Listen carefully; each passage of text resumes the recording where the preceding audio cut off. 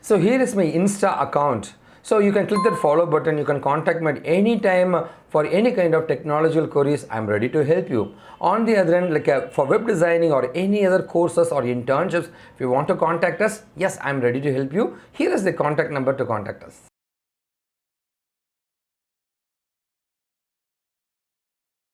I have seen about the table tag.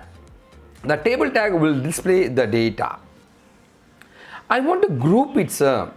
I want to give a specific design to a column. I want to do something for the column. I want the data should be italic. I want the background color in different fonts, different colors. I want the font colors different. So that can be specified using column tag. And if you want to group it, you can use the column group tag. Over here, let's move on to the topics learning link. This link is available in the description and in the first comment. So over here, I got my column tag in my website. And I'll take my column group tag also. So here is the column tag. Here is the column tag.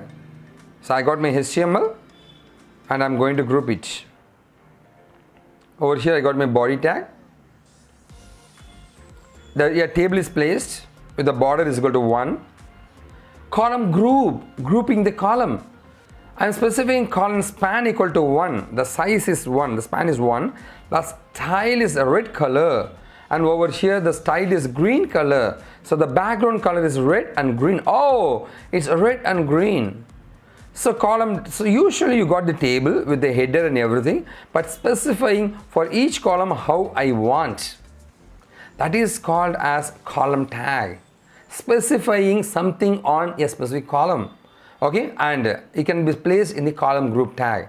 So this is how it will be, and you are able to see it here. Okay, there's a code and everything, just go and watch it. And these are the properties we can have it, how you want a width of the columns, or the alignment, vertical alignment, everything you can specify. And here is the column group tag, and we got a lot of detailed explanation. Just go and check it out.